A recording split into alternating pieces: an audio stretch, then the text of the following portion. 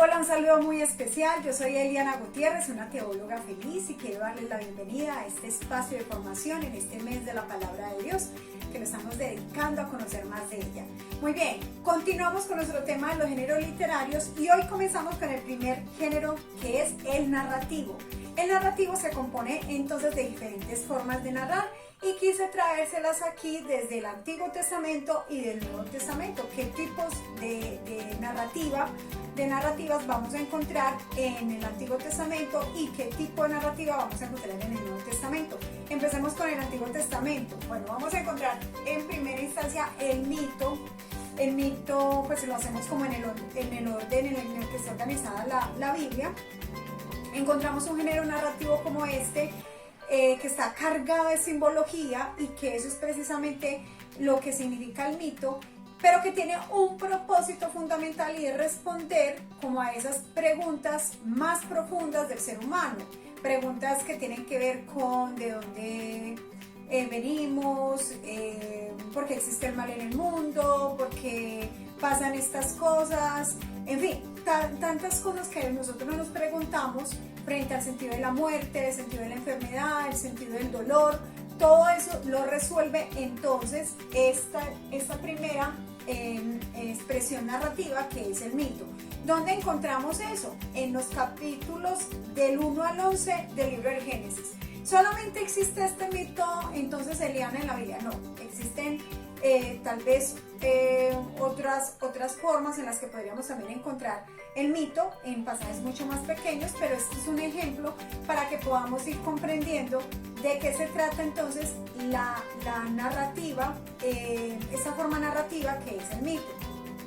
Ahora, el mito sí, el mito son leyendas, el mito son expresiones fantásticas, pero que tienen un sentido profundo para que nosotros podamos comprender también el sentido de las cosas, el sentido de la vida, de la existencia y de aquellas cosas que a veces no encontramos como respuesta inmediata o que son las preguntas que siempre han acompañado al ser humano en esto.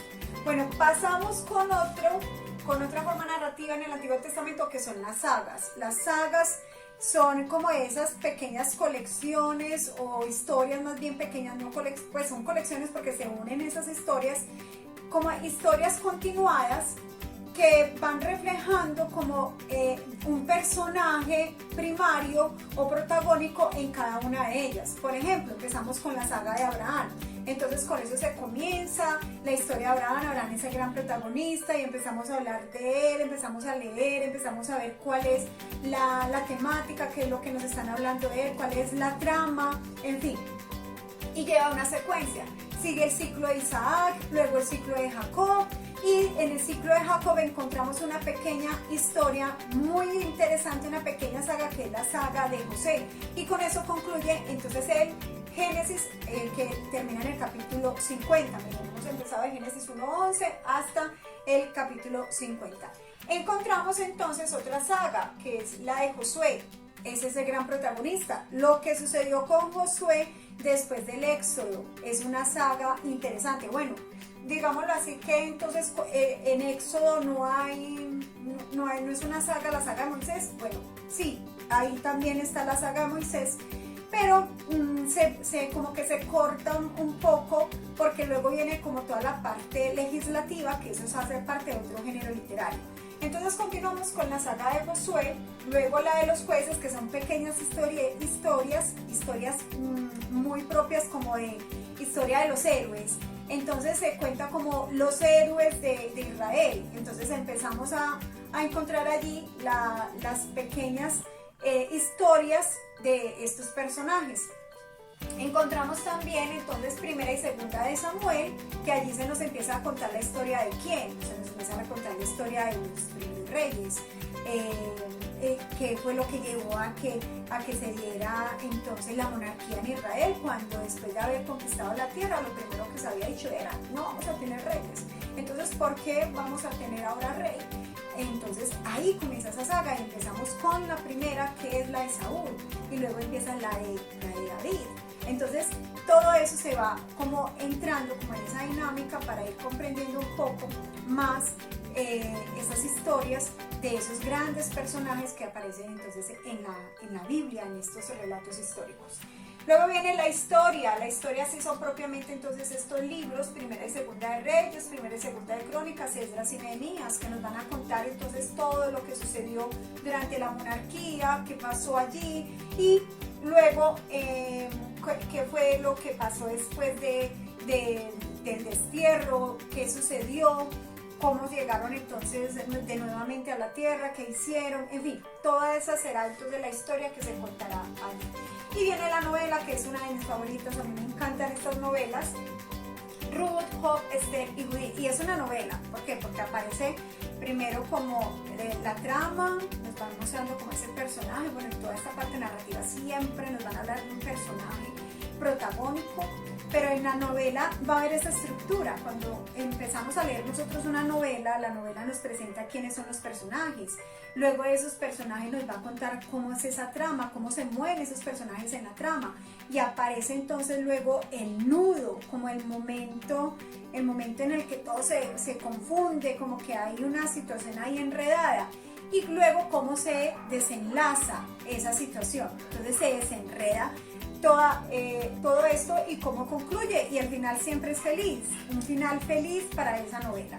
Bueno, termina entonces la novela con Ruth, Job, Tobit, yo dije ahorita Job, bueno, no sé, me van a disculpar si lo dije porque a veces se me pasa. Son Ruth, Tobit o Tobías, Esther y Judith.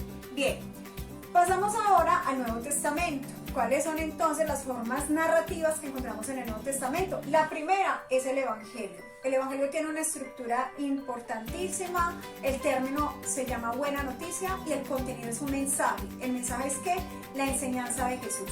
No son datos biográficos, eso es muy importante tener en cuenta y ahorita lo vamos a decir como conclusión. No son datos biográficos de la vida de Jesús, sino cómo la vida de Jesús, cómo Jesús influye en nuestra propia experiencia de vida. ¿Qué es lo que Jesús viene a formar en nosotros? ¿Qué es lo que nos quiere enseñar? Pero sobre todo, ¿qué es ese mensaje salvador para nosotros? Entonces, ¿en qué consiste su mensaje salvador? Ese es el contenido del Evangelio. Y son 4 los libros que nos hablan entonces del Evangelio: Mateo, Marcos, Lucas y Juan. Esos son los 4 libros que hablan de este género literario.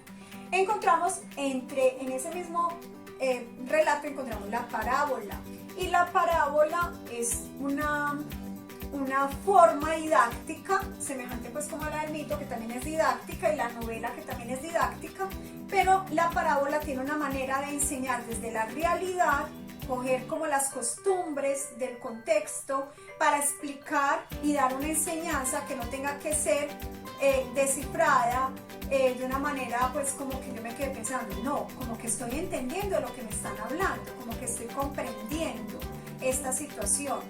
Entonces, aunque muchas de ellas incluso se han explicado, bueno, sobre todo la parábola del sembrador, que se explica dentro del mismo relato, algunas de ellas se dejan como para que seamos nosotros los que saquemos la conclusión de esa parábola, que era lo que Jesús buscaba también cuando las enseñaba en su tiempo.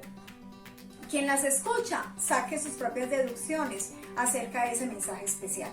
Y esas parábolas, pues aquí he puesto las que hay mucha gente, ustedes van a decir, no, yo encontré más parábolas, no hay más, esas no son las únicas. Bueno, lo que pasa es que hay unas cosas que se toman como ejemplos que no son parábolas, hay gente que las cuenta como parábolas.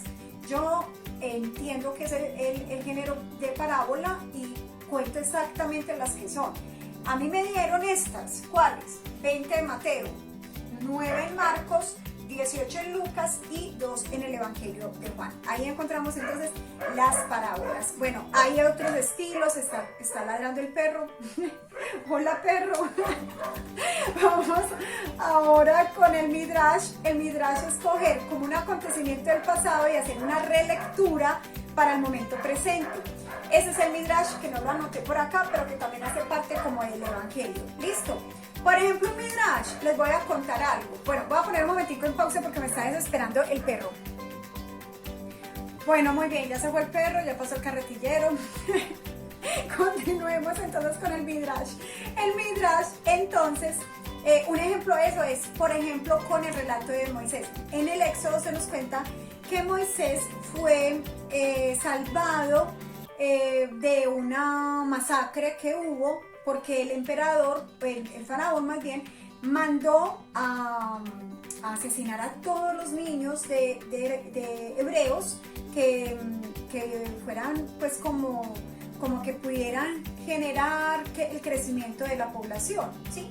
Entonces vemos cómo Moisés es salvado y entonces es envuelto, o más bien lo meten en una canastica y llega pues hasta las manos de la princesa egipcia, es decir, llega al pueblo de la libertad a Egipto para que, bueno, están en Egipto, pero llega pues como a los egipcios para ser adoptado por ellos y ser liberado entonces de la muerte. Ahí encontramos un midrash en el Evangelio. ¿Cómo? El Evangelio nos va a presentar la historia de Jesús en el Evangelio de Mateo, cómo Jesús también fue salvado de una opresión, de una situación opresora en la que el rey Herodes había mandado a matar a todos los niños menores de 2 años, varones, porque había una profecía que decía que iban a ser el Mesías y que pronto le iban a quitar a él el reino. Entonces manda a matar a todos los niños. Y entonces llevan al niño Jesús a Egipto, huye, José recibe en sueños el mensaje del ángel y se va a Egipto. ¿Para qué? Para salvar la vida del niño. Entonces eso es un midrash, una relectura del pasado que se vuelve como importante para el presente, ¿sí? Se hace una relectura de esto, como que se parece a la historia de esto, en fin, así de la misma manera. Entonces, ¿qué quiere decir ese midrash? Que Jesús, y ya nos están poniendo ahí, Mateo especialmente lo va a decir, Jesús es ese Moisés, es el Moisés de ahora, él es el cumplimiento de la ley. Moisés, que fue el personaje más importante del Antiguo Testamento, ya Mateo está diciendo, el personaje más importante es Jesús, y él es ese nuevo Salvador, es el que nos va a liberar de la esclavitud. Ahora, ¿qué tipo de esclavitud? Ya no es de la esclavitud como salvó Moisés, sino de otra esclavitud.